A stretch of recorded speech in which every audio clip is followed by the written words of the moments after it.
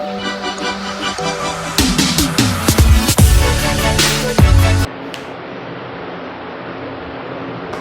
Students, कैसे हो? मैं चंद्रप्रकाश और ये थर्ड पार्ट है थ्योरम्स के लेक्चर का।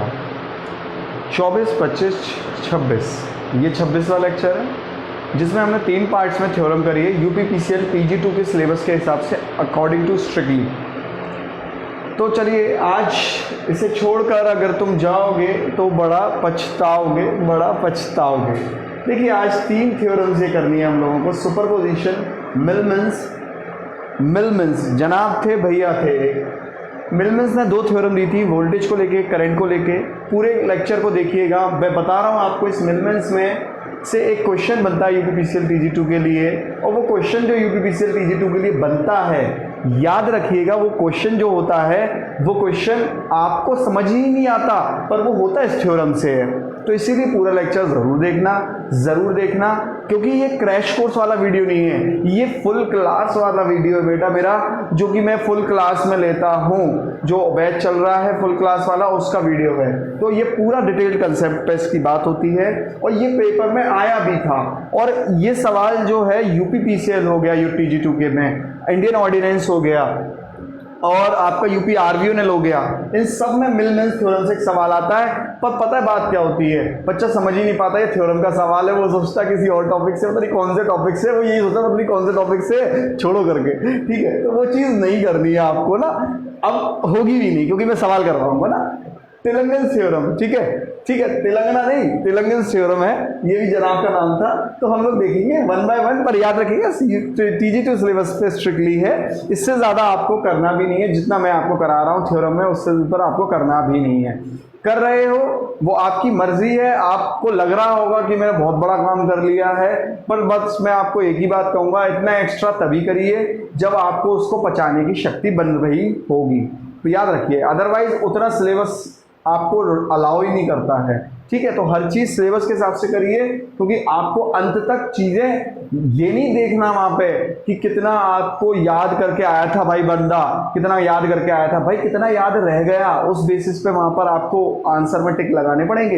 इस बात को समझ लीजिएगा आप। तो इस बात को मैं बार बार इसलिए कहता हूँ बेटा, क्योंकि मैं कई लोगों से इंटरेक्ट करता हूँ, मुझे इस चीज़ को देखने को पता चलता है, सीखने को पता चलता है, समझ में आता है कि बच्चे कुछ बहुत भटकते हैं, और उसमें वो अपनी कॉलर भी अप करते हैं, सोचते हैं बहुत बड़ा काम मैं कर रहा हूँ, देखो इधर से चैनल से मैं पढ़ रहा हूँ एक्स्ट्रा, उधर से मैं पढ़ रहा हूँ। बेटा, इतना तुम सिलेबस के बाहर चले जाते हो कभी कभी, और उतना टाइम बर्बाद कर देते हो, उस टाइम को कहीं और लगा रहे होते, तब आपको पता चलता। याद रखो, अंत में ऐसे लोगों का रिजल्ट नहीं आता है, और कोई बात नहीं है। वो अभी तो ये सबको भी ये कहते हैं, देखो बेटा ऐसा कर लो वैसा कर लो, बट अंत में उनका भी रिजल्ट नहीं आता, और वो दूसरे को भी भटका देते हैं, अगर भटक जाता है बंदा तो। चलिए शुरू करते हैं।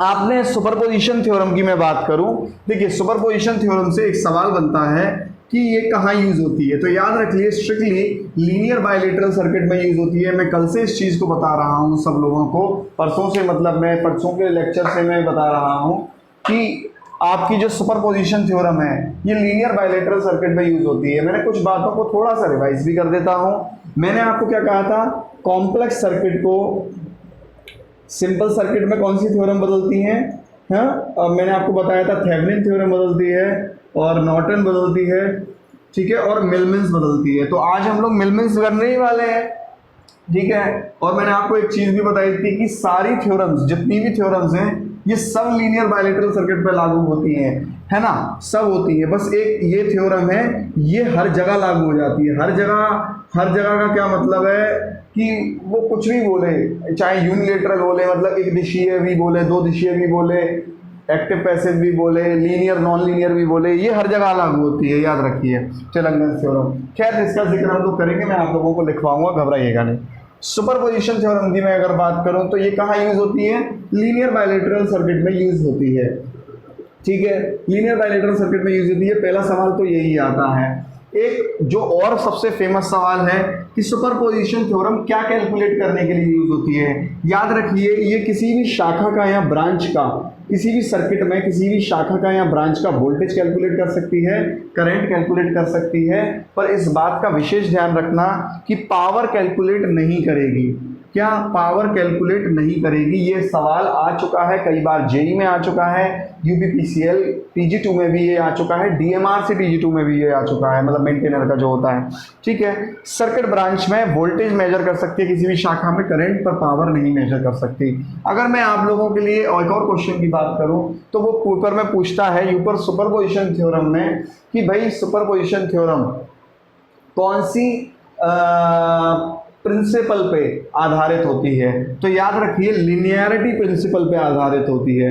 लिनियरिटी प्रिंसिपल पे आधारित होती है, मतलब इसका जो प्रिंसिपल है, मैंने क्या कहा बेटा आपको, इसका जो प्रिंसिपल है सुपरपोजिशन थ्योरम का वो क्या है? लिनियरिटी, मतलब रेखीय प्रिंसिपल है, मतलब जिसको काम करने का जो प्रिंसिपल है वो रेखीय प्रिंसिपल है। और वैसे भी ये बात यहाँ से भी पता चल रही है, ऐसा नहीं है, ठीक है, बट फिर भी मैंने लिखवा दिया है जो सवाल यहाँ पर से बनते हैं। इसके क्वेश्चन नहीं आते भैया, मैं फिर से कहूँगा आपकी मर्जी है, आप अगर आप लगाना चाहते हैं तो बतेरे टीचरों ने बना रखे होंगे, आप वहाँ पर जा सकते हैं, पर सिलेबस के अकॉर्डिंग मैं बता रहा हूँ आपको, कभी कभी नहीं पूछा गया यूपीपीसीएल में कि भाई सुपरपोजिशन से कैलकुलेट करके दे दो, नहीं। चलिए छोड़िए, अब आइए देखिए, आप मतलब नॉर्मली इस सवाल को, सुपरपोजिशन का कोई सवाल आपको करने की ज़रूरत नहीं है एक्स्ट्रा, ठीक है, ये यहाँ पर हो जाता है, आप इसे उतार लीजिए। मैं थोड़ा सा थिलंगेंस थ्योरम के बारे में बता देता हूँ, फिर मैं बताऊंगा डिटेल में मिलमेंस में, क्योंकि मिलमेंस से सवाल आपके आए हुए हैं और सवाल करवाऊंगा अभी। 2 सवाल है, एक इंडियन ऑर्डिनेंस का और यूपीपीसीएल TG2 का, आप इतना उतार लीजिए, फिर मैं आगे आपको लेके जाता हूँ।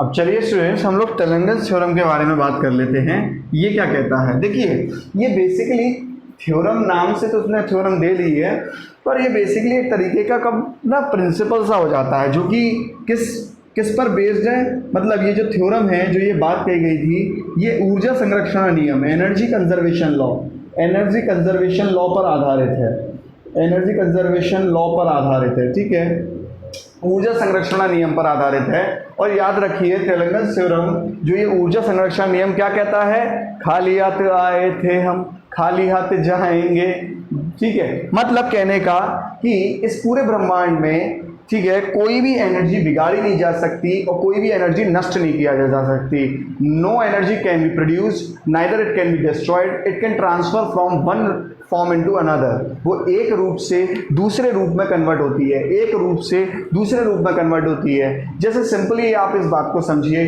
कि ऊपर से सोलर एनर्जी आती है, सूरज जो रोशनी देता है, जो सूरज रोशनी देता है वो उससे उसकी रोशनी की जो एनर्जी है वो पौधों को मिलती है, पौधे बड़े होते हैं, फिर हम उसे खाते हैं तो वो केमिकल में बनती है, तो हम अपनी काम, फिर केमिकल एनर्जी हम काम करते हैं तो वो मैकेनिकल में कन्वर्ट होती है। मतलब एक रूप से दूसरी रूप में बदल रही है, पर ख़त्म नहीं हो रही है एनर्जी, ठीक है। ऐसे ही यहाँ पर भी ये सर्किट के अंदर ऊर्जा संरक्षण नियम, सर्किट के अंदर, ठीक है, तो सर्किट के अंदर कैसे लगता है बात करेंगे। जैसे टेलंगन्स थ्योरम क्या कहता है कि किसी भी सर्किट में कुछ भी लगा हो, डायोड भी लगा हो, इंडक्टर भी लगा हो, कैपेसिटर भी लगा हो, रेजिस्टेंस भी लगा हो, कुछ भी लगा हो, ठीक है, बहुत सारे करंट सोर्स भी लगे हो, लो चलो करंट सोर्स भी लगा दिए, ये लो करंट सोर्स भी लग गए। अब अगर मान लीजिए तो किसी भी टेलंगन्स थ्योरम की मैं बात करूं, किसी भी सर्किट में, ठीक है, ये वोल्टेज सोर्स हो गया, ये करंट सोर्स हो गया, और ये एल हो गया, ये सी हो गया, ये डायोड हो गया, ठीक है। अब आप खुद एक चीज़ सोचिए, देखिए आर एल सी कौन से तत्व हैं? ये अपने आप में पैसिव तत्व हैं, अक्रिय तत्व हैं, मैं इनके बारे में डिटेल में बता चुका हूँ, ठीक है। अगर मैं बात करूँगा किसकी, आर एल सी की बात हो गई, अगर मैं बात करूँगा वोल्टेज सोर्स करंट सोर्स की, तो ये अपने आप में एक्टिव तत्व हैं, अक्रिय तत्व हैं, ठीक है। अगर मैं बात करूँगा, डायोड लगा दिया मैंने इस सर्किट के अंदर, तो इसका मतलब ये एक दिशीय तत्व है, ठीक है, यूनिलेटरल है, एक दिशीय तत्व है, ठीक है। ये रेजिस्टेंस है, ये इंडक्टर है, कैपेसिटर है।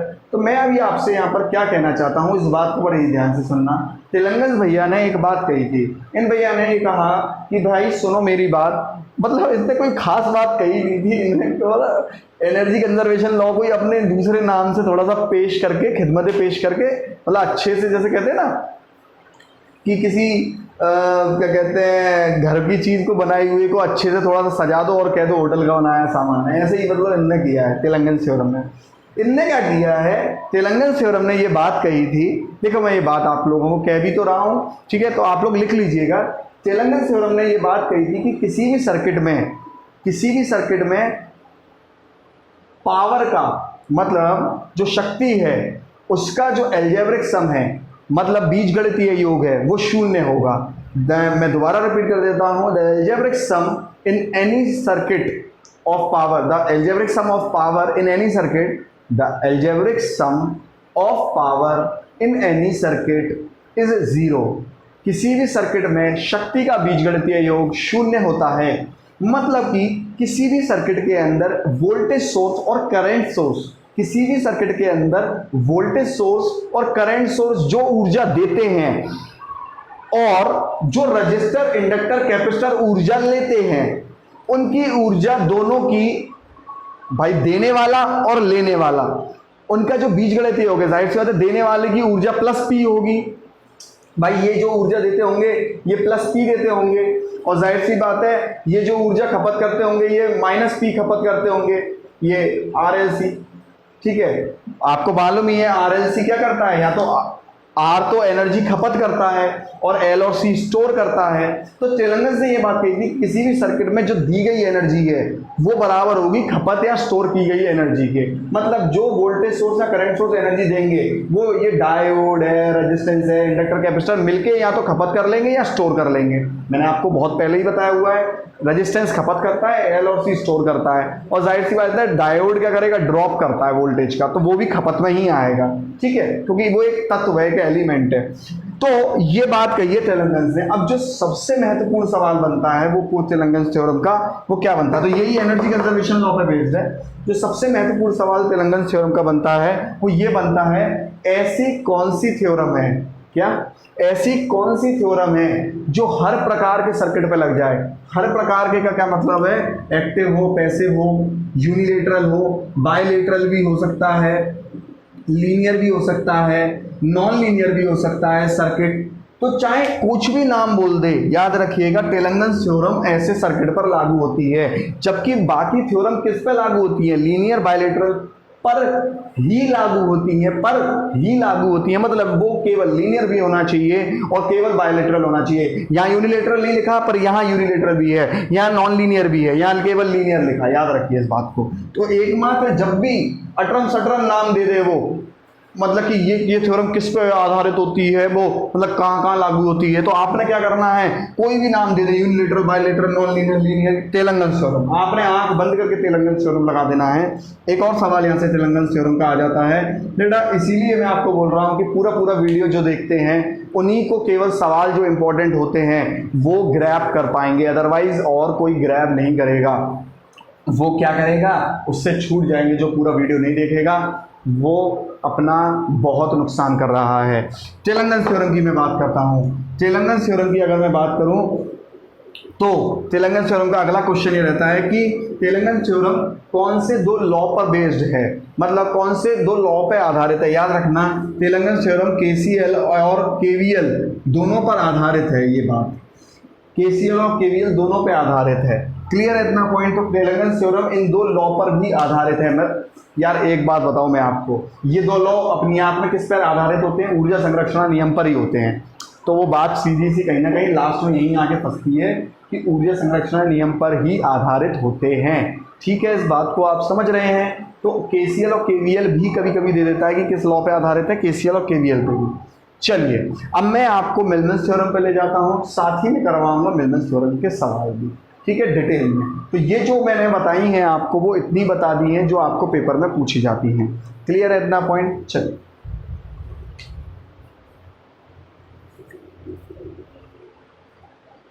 एक काम आप कर लीजिए, मैंने टेलंगन थ्योरम का पूरा वो बता दिया आप लोगों को स्टेटमेंट। तो मैंने स्टेटमेंट क्या बताया टेलंगन थ्योरम का, कि किसी भी सर्किट में, क्या किसी भी सर्किट में बोलो, बोला करो यार, तुम लोग घर पे बैठे बैठे जो चुपचाप से बैठे रहते हो, बोलो मुँह से। किसी भी सर्किट में पावर का बीजगणितीय योग क्या होता है, मुंह में दही जमा के बैठे हो, बोलो यार क्या होता है, शून्य होता है बीजगणितीय योग। अरे अभी लड़की बुलवाएगी 25 बार बोलोगे यार। ऐसी सुपरपोजिशन थ्योरम का भी आप लिख सकते हैं, ठीक है, सुपरपोजिशन थ्योरम का भी आप लोग लिख लीजिए। जिससे कि कभी कभी स्टेटमेंट अगर वो दे दे, सवाल तो कभी नहीं देने वाला, स्टेटमेंट अगर वो दे दे तो आपका कहीं से भी सवाल छूटे नहीं। लिख लीजिए स्टेटमेंट। अब देखिए स्टूडेंट्स, मैंने यहाँ पर सुपरपोजिशन थ्योरम का जो स्टेटमेंट है वो लिख दिया है। स्टेटमेंट पर आने से पहले मैं आपको एक बार वैसे ही समझा देता हूँ, फिर स्टेटमेंट पर ले आता हूँ, ठीक है। मैंने आपको बोला क्योंकि ये फुल कोर्स क्लास है इसीलिए मैं स्टेटमेंट लिखवा भी रहा हूँ पूरा। तो सुनिए इस बात को कि V1 और जैसे मान लीजिए कोई भी सर्किट हो, सबसे पहले आपको इस बात को समझना पड़ेगा कि किसी भी सर्किट, ये सुपरपोजिशन थ्योरम के लिए 2 या 2 से अधिक एनर्जी स्रोत होने ही चाहिए।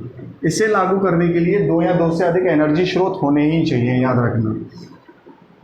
अगर एक एनर्जी स्रोत है तो सुपरपोजिशन थ्योरम लागू नहीं होगी। 2 या 2 से अधिक, तो अब आप देखिए ये सर्किट में 2 हैं और 2 से अधिक होते तो भी लागू हो जाती। अब देखो ऐसा नहीं है, कोई भी हो सकता है, ज़रूरी नहीं है। 2 वोल्टेज भी हो सकते हैं, 2 करंट भी हो सकते हैं, ठीक है। एक वोल्टेज एक करंट भी हो सकता है। तो मैंने यहाँ पर एक वोल्टेज एक करंट ले लिया। तो सुपरपोजिशन वाले भैया क्या कहते हैं वो बात सुनिए, थ्योरम क्या कहती है। मान लीजिए अगर मुझे इस ब्रांच में, इस शाखा में करंट निकालना है, तो सुपरपोजिशन थ्योरम ये बात कहती है कि इस शाखा में जो करंट होगा वो एक बार में इसको एक्टिवेट रखो और इससे जो करंट आएगा वो, और एक बार में इसको एक्टिवेट रखो और इससे जो करंट आएगा वो, उन दोनों करंटों को जोड़ देंगे, उनके योग के बराबर होगा। मैं क्या कहना चाह रहा हूं दोबारा मैं इसको बता देता हूं। इन्होंने कहा सुपरपोजिशन ने कि एक बार में V1 को एक्टिव रखो, तो जब V1 को एक्टिव रखोगे तो इस तरीके से मान लीजिए ये केस 1 ले लिया आपने, ठीक है, ये केस 1 ले लिया आपने। अब केस 1 में क्या किया, V1 को एक्टिव रखा आपने, ठीक है, और इसको करंट सोर्स को इस समय क्या कर देंगे, ओपन सर्किट। देखो भाई करंट सोर्स को ओपन सर्किट करते हैं, याद रखिए, मैं कई बार कल से भी बता रहा हूँ ये चीज़, करंट सोर्स को ओपन सर्किट करते हैं। तो देखो इस समय जो केस आएगा, मान लो I1 करंट आया, मतलब इसको एक्टिव रखने पे जो करंट आया वो I1 आया, मान लो I1 करंट आया, ठीक है। और एक बार में केस 2 लो, जिसमें आप क्या करोगे, इसको एक्टिव रखोगे, I एक्टिव रखोगे। तो जाहिर सी बात है जब वोल्टेज सोर्स को डीएक्टिवेट करोगे तो उसे क्या करोगे, शॉर्ट करोगे। तो यहाँ पर क्या करोगे, वोल्टेज को करते हैं शॉर्ट, मैंने आपको कल से बता रहा हूँ। अब मान लीजिए इस केस में जो करंट आया होगा इस शाखा के अंदर वो आया होगा I2, ठीक है, इस केस में जो आया होगा वो I2 आया होगा। तो सुपरपोजिशन ये कहता है कि किसी भी शाखा में अगर आपको करंट निकालना है तो एक बार में एक वोल्टेज सोर्स उत्तेजित रखो और दूसरे को डीएक्टिवेट करो, जिसमें कि करंट सोर्स को करते हैं ओपन सर्किट, जिसमें कि करंट सोर्स को करते हैं ओपन सर्किट और वोल्टेज सोर्स को करते हैं शॉर्ट सर्किट। और एक बार में एक को एक्टिवेट रख के उससे करंट निकालो, एक बार में फिर उसको डीएक्टिवेट कर दो, और जब दूसरे केस में दूसरे को एक्टिव रखोगे तो दूसरे को डीएक्टिवेट कर दोगे, और हर केस में जो करंट आएगा उसके योग कर लो, तो ये जो टोटल करंट निकलेगा वो क्या होगा, हर केस के योग के करंट के बराबर होगा यार।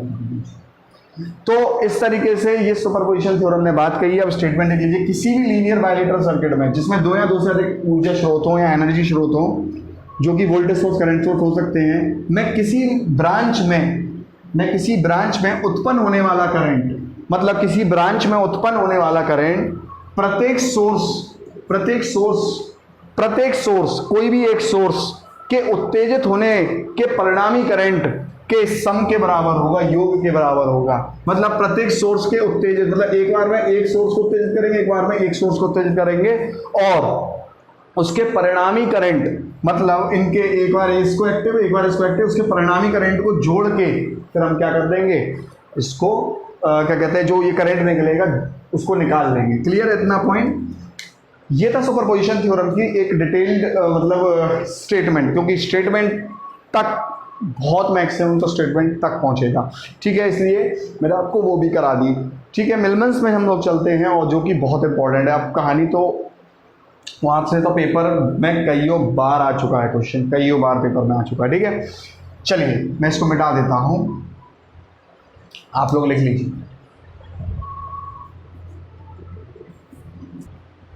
तो देखिए स्टूडेंट्स, मिलमेंस थ्योरम की हम लोग बात कर रहे हैं, और मिलमेंस ने जो मिलमेंस बंदा था, मतलब जनाब थे, इन्होंने दो चीज़ों को लेके थ्योरम कही थी, एक वोल्टेज को लेके, एक करंट को लेके, ठीक है। मतलब वोल्टेज सोर्स को लेके और एक करंट सोर्स को लेके गई थी। सबसे पहले तो आप लोगों को ये बात समझनी पड़ेगी, मतलब स्रोत को लेके ये बात कही गई है, ठीक है। तो अगर मैं पहले बात करना शुरू कर रहा हूँ वो मैं वोल्टेज स्रोत को लेके शुरू कर रहा हूँ। अब मैं आप लोगों को मिलमेंस थ्योरम बताने लगता हूँ। देखिए मिलमेंस ने ये बात कही कि कोई भी बैटरी, जैसे देखिए आप लोगों को ये चीज़ पता है कि कोई भी बैटरी अपने आप में एक वोल्टेज सोर्स है, और वोल्टेज सोर्स का जो तुल्यकाली सर्किट होता है, मतलब जो सर्किट बनाते हैं हम लोग वोल्टेज स्रोत का, वो क्या होता है, वो कुछ इस तरीके से होता है। मतलब वोल्टेज स्रोत दर्शाया जाता है और जब दर्शाया जाता है उसका आंतरिक प्रतिरोध, तो ये इस तरीके से दर्शा दिया गया, ठीक है। मतलब किसी भी बैटरी का जो इक्विवेलेंट रेजिस्टेंस है, जो तुल्यकाली इक्विवेलेंट रेजिस्टेंस है, सॉरी सर्किट है, जो तुल्यकाली सर्किट है, ठीक है, वो बैटरी का क्या बनता है। मैं फिर से इस बात को बोल रहा हूँ, बैटरी का क्या बनता है, यहाँ पर वोल्टेज होता है, या कभी कभी ईएमएफ भी लिख देते हैं। उन दोनों में क्या अंतर होता है, वोल्टेज और ईएमएफ में। जब हम डिटेल में बैठते हैं तो इस बात को करते भी हैं कि वोल्टेज और ईएमएफ में अंतर क्या होता है। अभी तो थ्योरम कर रहे हैं तो ज़्यादा हम डिटेल में इधर उधर भटकेंगे नहीं, ठीक है। अच्छा एक बात और कि आपको चीज़ें समझ में आती हैं तो प्लीज़ मेरे को बताया करिए, प्लीज़ मेरे को बताया करिए, हर लेक्चर में बताया करिए, क्योंकि मैं जब हर लेक्चर बना रहा हूँ तो हर लेक्चर में आपका भी तो फ़र्ज़ बनता है कि सर ये समझ में आ रहा है। और अगर आपके कोई सजेशंस भी होंगे तो मैं उस सजेशंस को मतलब काम भी करूँगा, ऐसा नहीं है। मैं इसीलिए आपको बोलता हूँ, या तो अच्छा लग रहा है, आपको चीज़ पसंद आती है तो आप मुझे बताइए, किसी लेक्चर में कुछ भी ख़राब लगता है तो बताइए, ठीक है, बताएंगे। मेरे को या तो सुधार होगा, मैंने आपसे हमेशा कहा है, मेरा तो यही एटीट्यूड से चलता हूँ कि अगर मेरे को बिल्कुल लगेगा जेन्युइनली आप बात कर रहे हैं तो या तो मैं सुधार करूँगा चीज़ में, है ना, और या फिर क्या है कि मेरे को और मोटिवेशन मिलेगी, मेरे को वो अच्छा लगेगा तो मेरे को बहुत मोटिवेशन मिलेगी कि नहीं चलिए मैं सही काम कर रहा हूँ। तो किसी भी बैटरी और वोल्टेज सोर्स का जो तुल्यकाली सर्किट है वो ये होता है, मतलब उसमें उसकी बैटरी में उसकी वोल्टेज दर्शाई जाती है और उसका आंतरिक प्रतिरोध, और ये हो गए लास्ट में उसके छोर, टर्मिनल जिसको बोलते हैं, है ना, ये उसके होगा टर्मिनल। जाहिर सी बात है टर्मिनल है तो उस पर टर्मिनल पे वोल्टेज भी होगा, ठीक है। और ये हो जाता है बैटरी का ईएमएफ, और ये बैटरी का हो जाता है आंतरिक प्रतिरोध, इंटरनल रेजिस्टेंस, ठीक है। देखो एक चीज़ बड़े ही ध्यान से सुन लो, मेरे किसी भी लेक्चर में मैं आपको एक बात बता दूं, 95% कह रहा हूँ, इंग्लिश हिंदी की दिक्कत आएगी ही नहीं, इंग्लिश हिंदी की दिक्कत आएगी ही नहीं, क्योंकि अगर मैं कहीं पर इंग्लिश लिख भी रहा हूँगा तो मेरे मुंह से 100% हिंदी निकला होगा, 100% निकला होगा। अब कुछ लोग इस चीज़ का क्या करेंगे कि नहीं साहब हिंदी लिखी क्यों नहीं। अरे मेरे भाई, मेरे बाबू, मेरे भाई मेरी बात सुन लो कि हिंदी, एक बात बताओ, हिंदी में लिख नहीं रहा हूँ तो बोल तो रहा हूँ। अब इंग्लिश, हिंदी, पंजाबी, तमिल, तेलुगु में मैं हर में लेक्चर में लिखूंगा तो वो लेक्चर पता चला लंबा हो जाएगा यार, इतना बड़ा है, ठीक है। तो ये बात समझा करिए, है ना। तो मैं पर ये बात तय है कि मेरे किसी भी लेक्चर में मेरे को मालूम है 95% हिंदी इंग्लिश की दिक्कत आएगी ही नहीं, ठीक है। चलिए, तो मिलमेंस ने ये बात किसके लिए कही थी, वोल्टेज स्रोत के लिए कही थी और करंट स्रोत के लिए कही थी। जब मैं करंट स्रोत की बात करूंगा तो मैं यहाँ पर करंट स्रोत का सर्किट भी बनाऊंगा, पर अभी मैं वोल्टेज स्रोत की बात कर रहा हूँ तो वोल्टेज स्रोत का तुल्यकाली सर्किट बनाया। तो मिलमेन ने क्या कहा, मिलमेन ने एक बहुत बड़े बवाल को सॉल्व किया अपनी थ्योरम से, मजाक नहीं, बहुत अच्छा काम किया मिलमेंस ने।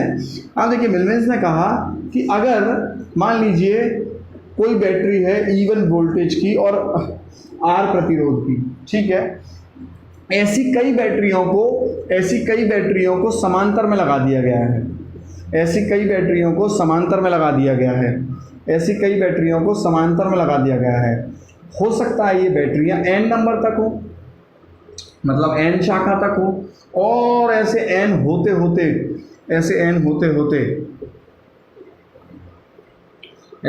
होते लास्ट में लगा होगा एक लोड रेजिस्टेंस।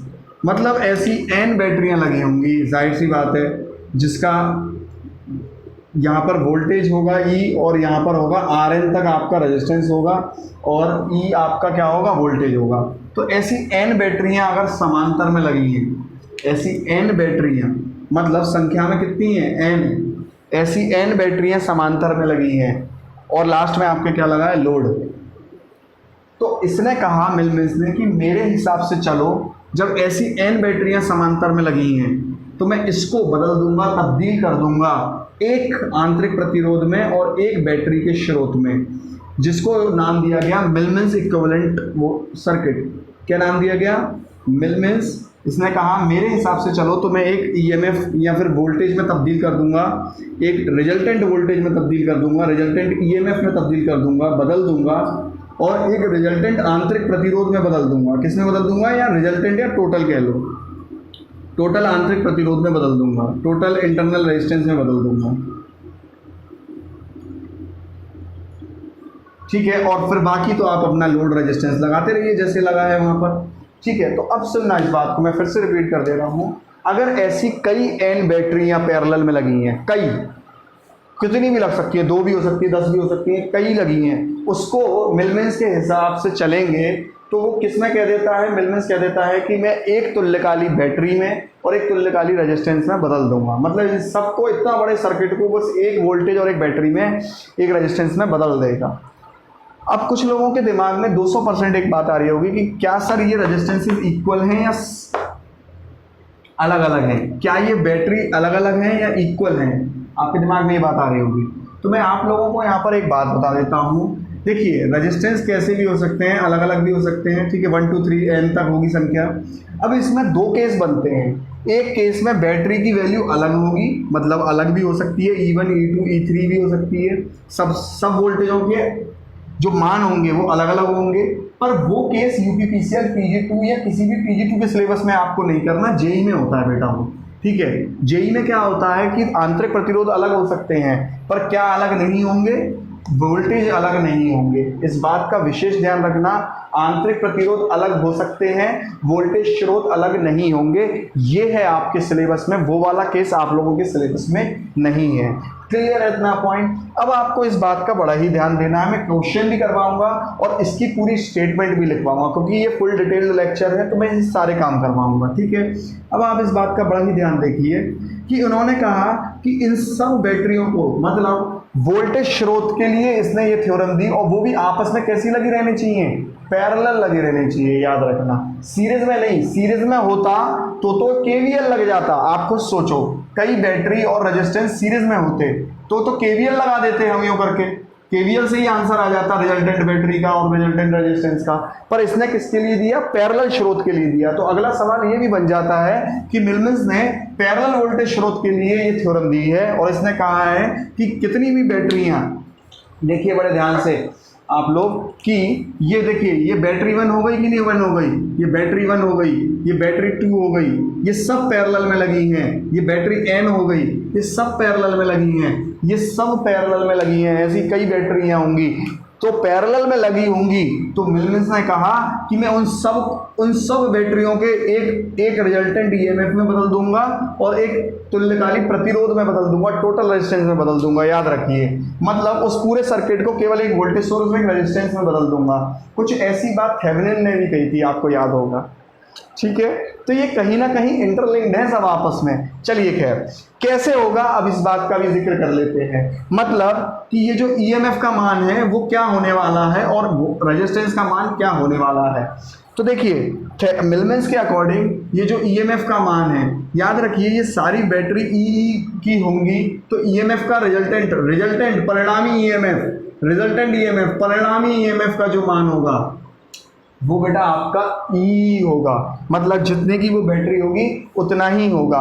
और दूसरी चीज़ अगर मैं बात करूं तुल्यकाली प्रतिरोध की, मतलब टोटल रेजिस्टेंस की या टोटल इंटरनल रेजिस्टेंस की बात करूं, जो यहाँ लगाने वाले हो आप, इसका मान जो होगा वो होगा कुछ इस तरीके से, 1/R1, मतलब पहले वाले का प्रतिरोध जोड़ेंगे, 1/R2 प्लस ... 1/Rn, मतलब n तक इसको जोड़ते जाइए। तो जाहिर सी बात है, इस बात का ध्यान रखना, ये फॉर्मूला 1/RT का है, तो जब हम RT निकालेंगे तो इसको अपोजिट कर देंगे पूरी चीज़ को लास्ट में, याद रखिएगा। कर देंगे कि नहीं कर देंगे? ठीक है, इस तरीके से। अरे यार, जैसे पैरेलल का नहीं निकालते थे वैसे, अब सवाल करोगे तो समझ में आ जाएगा। क्लियर है इतना पॉइंट? ये समझ में आ गया। ठीक है, मैं एक बार यहाँ पर स्टेटमेंट भी लिखवा देता हूँ, देख लिए आप लोग, देख लीजिए स्टेटमेंट भी देख लीजिए क्या कह रही है। स्टेटमेंट आप लोगों के सामने फ्लैश हो रही है। देखिए हिंदी में आप लोग पढ़ सकते हैं, इंग्लिश में भी पढ़ सकते हैं। मैं हिंदी में पढ़ के आप लोगों के लिए, मैं आप लोगों के लिए पढ़ के बता रहा हूँ बेटा, मेरे को तो चीज़ें पता ही हैं, ठीक है। जब कई वोल्टेज सोर्स, सॉरी कोई नहीं, जब कई voltage source V1 V2 Vn तक को समांतर में लगाया जाए, जिसका आंतरिक प्रतिरोध R1 R2 Rn है, तब ऐसे सर्किट को एक तुल्यकाली वोल्टेज स्रोत V और उसके साथ सीरीज में लगातार प्रतिरोध R में बदल देते हैं। मतलब याद रखिए कैसे लगाते हैं, R में, सीरीज में लगाते हैं। तो उसने क्या कहा है कि अगर कई वोल्टेज स्रोत है, मान लो उसने इस तरीके से कह दिया V1 V2 V3 V3, ठीक है, Vn ले लिया है, तो जाहिर सी बात है यहाँ पर रिजल्टेंट क्या हो जाएगा, V हो जाएगा, है ना। तो उसने कहा रिजल्टेंट वोल्टेज स्रोत क्या होगा, वही सब होगा। ये सब क्या होने चाहिए, ये सब पहली चीज तो बराबर होनी चाहिए। आपके पेपर में जो केस आता है वो सब बराबर वाला ही आता है, ठीक है, सेम होना चाहिए। और जो रेजिस्टेंस है वो सब किस तरीके से हो जाएंगे, इस तरीके से हो जाएंगे। तो टोटल रेजिस्टेंस आपका RT ऐसे निकल आएगा। ये थी मिलमन्स थ्योरम की स्टेटमेंट। अब सवाल पर आते हैं, उसकी बात करते हैं।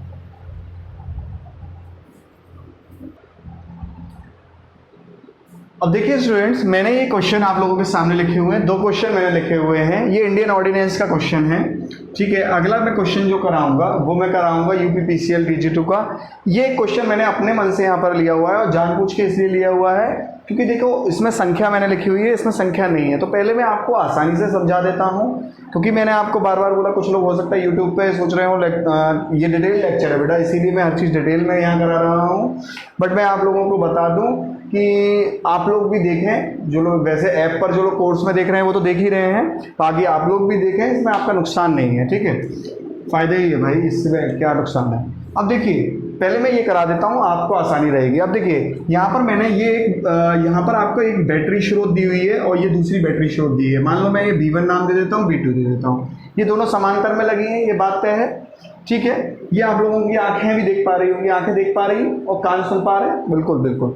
चलिए, तो देखने वालों ने क्या क्या नहीं देखा होगा, मेरा वादा है ऐसा नहीं देखा होगा। चलिए आप एक चीज़ सुनिए पहले, ये जो सवाल है मैं वही बोल रहा हूँ आपको कि आपको बड़े ध्यान से क्यों देखना है, क्योंकि जब ये स्टेटमेंट के रूप में पूछा जाएगा, मैंने ये बात क्यों कही कि देखने वालों ने देखना पड़ेगा, क्या क्या देखना पड़ेगा, मतलब इसमें जो मैं दिखाना चाह रहा हूँ मेरी आंखों से देखना पड़ेगा। क्योंकि जब ये सवाल स्टेटमेंट के रूप में आता है ऐसे, तो हवाइयाँ तोते उड़ जाते हैं और फिर बच्चा कहता है यार पता नहीं कहाँ से आ गए सवाल, यार क्या, फिर वो पढ़ रहा है अटरम सटरम, भाग रहा है इधर से उधर, जो है 30 वीडियो देख डाले एक सवाल के पीछे, टाइम बर्बाद कर दिया। उसको लगता है कि साहब बहुत बड़ा काम कर रहा हूँ मैं, देखो इसको खोज पे जो निकलता है, एक बार निकल गया फिर वो वापस नहीं आता समझे। बहुत कम लोग वापस आते हैं खोज के बाद से मतलब खोज पे निकलने के बाद फिर वापस कभी नहीं आ पाते, फिर वो खोज पे निकल जाते हैं। फिर तुम खोज पे निकल जाओगे, DG2 मतलब बन नहीं पाओगे या बन पाओगे, फिर वो तो समय बताएगा, याद रखना। इसलिए खोज पे मत निकलिए, समय लिमिटेड है बेटा आपके पास। अब देखो ध्यान से कि ये बैटरी है मान लीजिए V1, ये बैटरी है आपका मान लीजिए V2, और यहाँ इन्होंने लोड लगा के दिया है। इसमें इन्होंने सवाल पूछ लेते हैं कि भाई लोड पे करंट निकालो भाई, लोड पे करंट निकालो। अब भाई लोड पे करंट निकालने के लिए कैसे निकालोगे यार?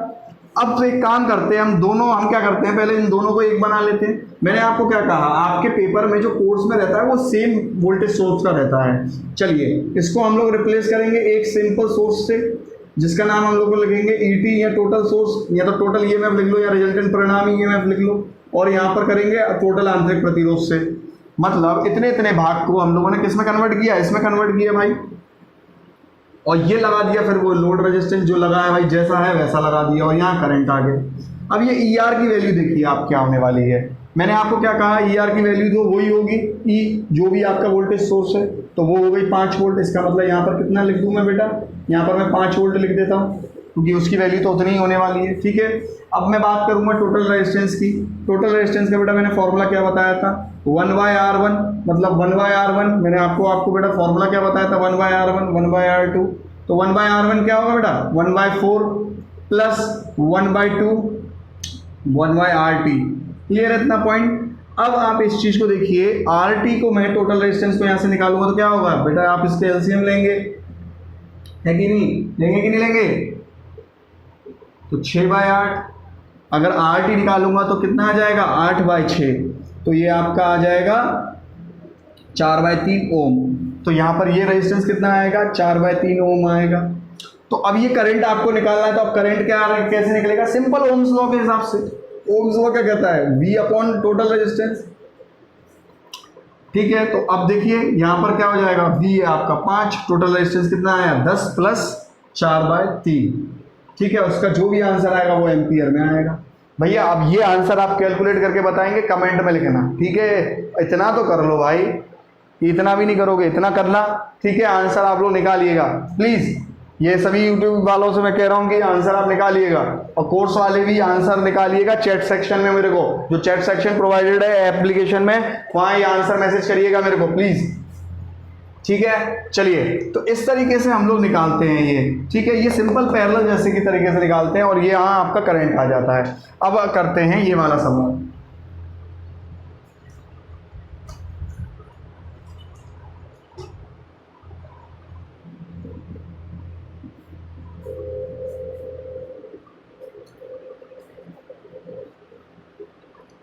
अच्छा, एक चीज़ है मैं आपको बताऊँ, कभी कभी जैसे एक वीडियो में था 24 दिसंबर, मतलब जो पहला थ्योरम का वीडियो था, उसके लास्ट में कुछ मैंने गलत कैलकुलेशन में लिख दिया था, बोला सही था पर लिख गलत दिया था थोड़ा सा कैलकुलेशन में। तो आप ऐसी चीज़ों को थोड़ा सा मैनेज कर दिया करो या पूछ लिया करो, ठीक है।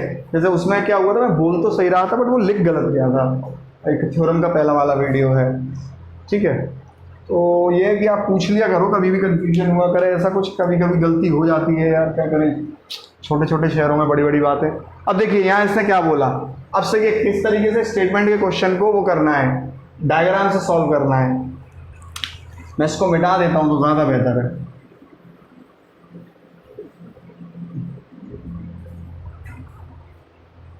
तीन सेल में से प्रत्येक का ईएमएफ E है, 3 सेल में से प्रत्येक का ईएमएफ E है और R प्रतिरोध है। तो मतलब एक बात तो समझ में आ गई, 3 सेल बनानी है यहाँ पे, एक सेल ले गई, प्रत्येक का प्रतिरोध R है और बैटरी कितनी है बेटा E है। लो साहब 3 बनानी है, इन्हें प्रतिरोधक R के साथ समांतर क्रम में संयोजित किया गया है। समांतर में, तो मैं कैसे जोड़ रहा हूँ, समांतर में किया भाई इसने, उसने बोला है, मैं कुछ नहीं कह रहा। मेरे हालात ऐसे हैं कि मैं कुछ कर नहीं सकता, जो बोला है वही लगाना पड़ेगा। आपके भी हालात ऐसे ही होंगे पेपर में, याद रखना। ये RL हो गया, लोड रेजिस्टेंस हो गया। देखो 3 बोले, 3 लगा दिए, ठीक है भाई। अंतः संयोजन में प्रवाहित धारा का मान ज्ञात करें। अंत संयोजन में मतलब यहाँ पर धारा का मान ज्ञात करना है आपको। अब बेटा मेरे भाई, मेरे बंधु, मेरे मित्र, इन्हें प्रतिरोधक R के साथ समांतर में, देखो अब प्रतिरोधक R के साथ किया है तो मैंने RL नहीं लिख के R लिख दूंगा तो ज़्यादा सही है ना, क्योंकि भाई कुछ नहीं कर सकता, उसने जैसा बोला है वैसा ही करना पड़ेगा। अब देखिए इन तीनों को मैं कन्वर्ट करूंगा, एक रेजिस्टेंस में और एक बैटरी में, ठीक है भाई। और ये लगा दिया मैंने R same as it is, इसमें मेरे को बुद्धि नहीं लगानी है भाई, जो चीज़ में बुद्धि नहीं लगानी है वो नहीं लगानी है, ठीक है। ये लोड हमारा यूँ आ गया। अब यहाँ हमें करंट निकालना है I, यहाँ हमें रिजल्टेंट परिणामी EMF और यहाँ पर टोटल रेजिस्टेंस। अब मुझे एक बात बताइए, ER क्या होने वाला है बेटा, E होने वाला है, क्योंकि ये सब E है। तो चलो भाई यहाँ E हो गया, यहाँ मैंने E लिख दिया। अब इंटरनल रेजिस्टेंस देखिए भैया क्या होने वाला है भैया, 1/R प्लस 1/, देखो फॉर्मूला क्या होता है, 1/R1 plus 1/R2 plus 1/R3 होता है, फॉर्मूला होता है। अब यहाँ पर R1 R2 R3 का मान ही R है कि नहीं मेरे भाई, ओ मेरे भाई, है कि नहीं। तो यहाँ RT का मान क्या आया बेटा, RT का मान आया R/3। तो यहाँ पर RT का मान बेटा क्या आया, R/3। अब ये करंट पूछ रहा है, आप करंट लगा दो, ओम्स का लो, V by total resistance. V कितना है बेटा, यहाँ पे वोल्टेज कितना है E, और रेजिस्टेंस टोटल कितना आएगा, R प्लस R/3 आएगा। हाँ, R प्लस R/3 आ जाएगा, आएगा कि नहीं आएगा। तो E क्या है, R। अब देखिए यहाँ पर इसका आप एलसीएम लीजिए, कुछ लोग यहाँ गलती ना कर जाए भैया, ये 3 आ जाएगा। तो करंट की वैल्यू कितनी भैया, ये मैथ लगाइए और कुछ नहीं लगाया, 3E/3R प्लस R। कौन सा ऑप्शन बैठ रहा है, 3E। हाँ सेकेंड ऑप्शन बैठ रहा है। ऐसे निकालना है करंट, समझ गए। मिलमेंस भैया की जय हो, बोलिए कमेंट में लिखिएगा मिलमेंस भैया की जय हो। ये इतना प्यारी थ्योरम देख के गए हैं, इतनी प्यारी थ्योरम देख रहे हो, कितना बड़ा सर्किट इतना सा बना दिया, इत्तू सा सर्किट बना दिया, इतना बड़ा सर्किट इत्तू सा बना दिया। बोलो मिलमेंस भैया की जय, लिख देना कमेंट में जय बोलिएगा भैया मिलमेंस भैया की। ये वोल्टेज को लेके बनाया है। अगला सवाल यूपीपीसीएल का करेंगे। और एक बात याद रखना है, इनको कर डाला तो लाइव जिंगा लाला इससे बाहर नहीं पूछेगा। अब देखिए स्टूडेंट्स, ये क्वेश्चन मैंने यूपीपीसीएल 2016 से लिया है, आपका TG2 के पेपर का है, 2016 का पेपर है, आप जाके देखिएगा। ये क्वेश्चन वाह भाई वाह और इसका सोल्यूशन भी वाह भाई वाह होने वाला है। देखिए करते हैं, है ना, बहुत प्यारा क्वेश्चन है। ई वोल्ट EMF और R ओम आंतरिक प्रतिरोध वाले N सेल, कितने बोले हैं, N सेल। तो ई वोल्ट के, ये R प्रतिरोध है और E वोल्ट है, ठीक है, R प्रतिरोध है, E वोल्ट है, इसके N सेल जोड़ दिए भाई इन्होंने, N सेल को यदि समांतर में जोड़ा जाए तब करंट की सामर्थ्य होगी यदि लोड रेजिस्टेंस क्या हो, R में, मतलब तब करंट की सामर्थ्य होगी लोड रेजिस्टेंस R में। यहाँ क्वेश्चन मार्क आएगा, ठीक है। तो लोड रेजिस्टेंस कोई लगाया इन्होंने, बट ये कितने लगाए हैं इन्होंने, ये N तक लगाया भाई। ये तो गाड़ी चलती चली जा रही है, देखो गाड़ी इतनी चल रही है, पैन ही गिर गया भाई, गाड़ी चलती चली जा रही है इनकी। ये R लगाए हुए N तक, और जाके अंत में लगाया है R किस्म का लोड रेजिस्टेंस। देखो इन्होंने बोला है R लोड रेजिस्टेंस लगाया है, तो ये भैया बताए करंट का मान ज्ञात करें। अब आप देखिए, ये आपकी पूरी की पूरी बैटरी रही, पूरे के पूरे सब जुड़े हुए हैं।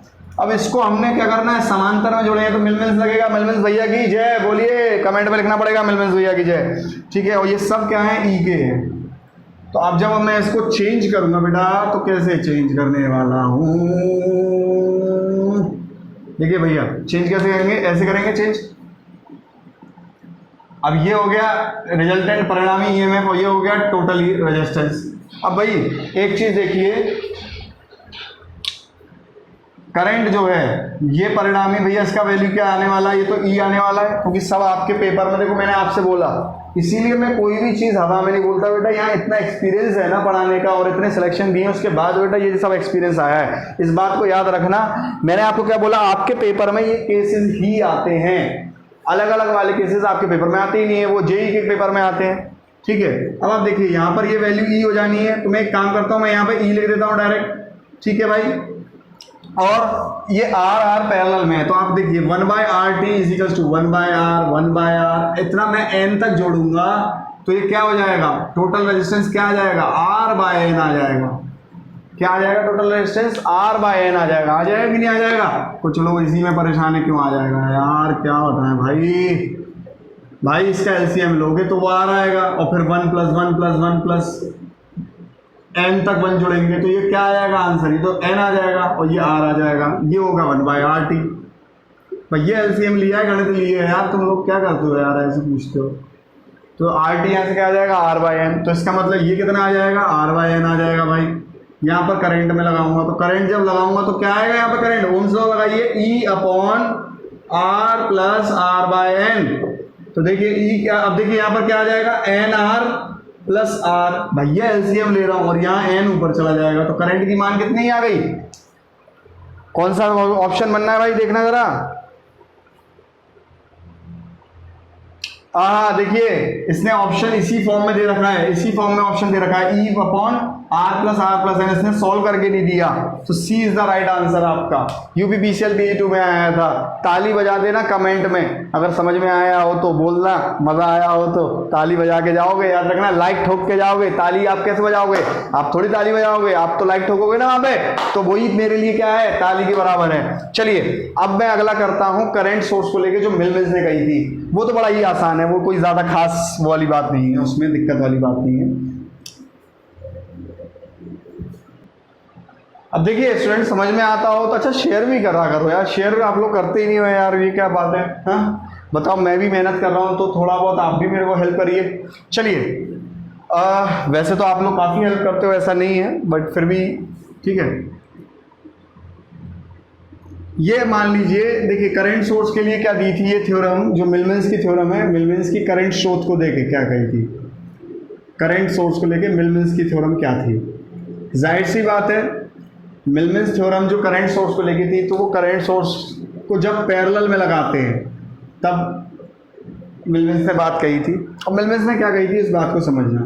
सबसे पहले तो करंट सोर्स का तुल्यकाली क्या होता है, एक करंट सोर्स होता है आई मान का, और पैरेलल में लगा होता है इसका आंतरिक प्रतिरोध, पैरेलल में लगा होता है इसका आंतरिक प्रतिरोध। ये होता है एक करंट सोर्स का तुल्यकाली सर्किट, इक्विवेलेंट सर्किट। फिर बाद में क्या लगा रहता है, रेजिस्टेंस लगा रहता है, लोड रेजिस्टेंस। वो आपकी मर्जी है, मतलब ये तो आप लगाओगे ना लोड पर कुछ भी, ये तो लोड हो गया, टर्मिनल हो गया, छोर हो गया, छोर पर आपकी मर्जी है, कुछ भी लगाओ। तो करंट सोर्स के तुल्यकाली मतलब सर्किट में करंट और रेजिस्टेंस पैरेलल में होते हैं।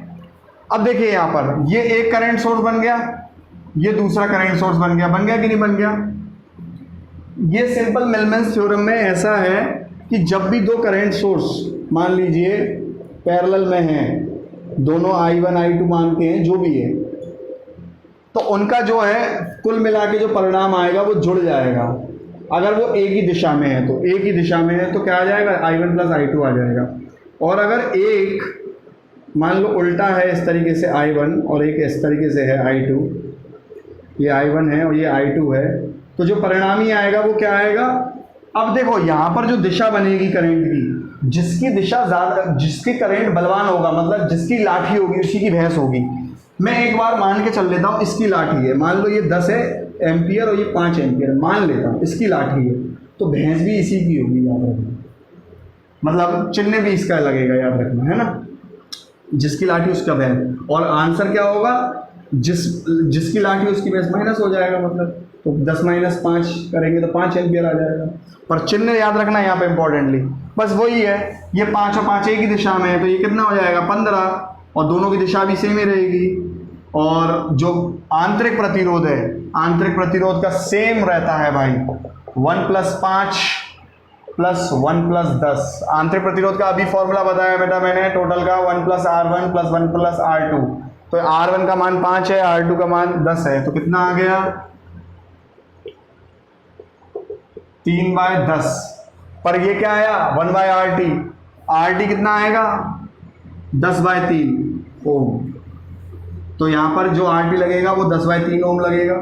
अब देखो गलती मत करना, ये पैरेलल में आएगा, याद रखिए करंट रेजिस्टेंस में जो आंतरिक प्रतिरोध जोड़ते हैं वो पैरेलल में जोड़ते हैं। और फिर ये आ जाएगा आपका 20 ओम आ जाएगा कि नहीं आ जाएगा। अब आपसे कभी भी वो 20 ओम में करंट निकालने के लिए पूछे तो फिर तो क्या है यार, I1 I2 इसको नाम दे दो, करंट डिवीजन लगा दो, सीधा सा है। तो I2 करंट डिवीजन लगाएंगे तो क्या होगा, जिसमें जा रहा है वो करंट नहीं लेंगे, उसके अलावा वाला लेंगे, ठीक है। तो टोटल करंट इनटू, भाई करंट डिवीजन का फॉर्मूला क्या होता है, टोटल करंट इनटू जिसमें जा रहा है, मान लो I1 निकाल रहे हो तो दूसरा वाला रेजिस्टेंस देंगे R2, और R1 + R2 जोड़ देंगे। तो अगर आपको I2 निकालना है तो टोटल करंट, ये टोटल करंट हुआ, जिसमें जा रहा है वो नहीं लेंगे भाई, उसके अलावा वाला लेंगे। तो अलावा वाला कौन है 10/3, और क्या करूँ फिर लास्ट में जोड़ दो, 10/3 + 20 को जोड़ दो, तो आंसर जो भी आएगा वो एम्पियर में होगा। इस तरीके से ये वैल्यू आ जाएगी करंट की, फिर लास्ट में करंट डिवीजन लग जाएगा। तो ये सिंपल है करंट सोर्स को लेके, ठीक है। ये दो बातें बहुत इंपॉर्टेंट है भैया सॉल्यूशन के लिए। तो ये था हमारा डिटेल्ड कोर्स का लेक्चर था, इसीलिए हम लोगों ने हर चीज़ बहुत डिटेल में करी, हर चीज़ को लिखा। तो मिलमेंस का लास्ट थ्योरम क्या था कि जब भी करंट सोर्स समांतर में लगे हों और उसके साथ में कई आंतरिक प्रतिरोध हो समांतर में,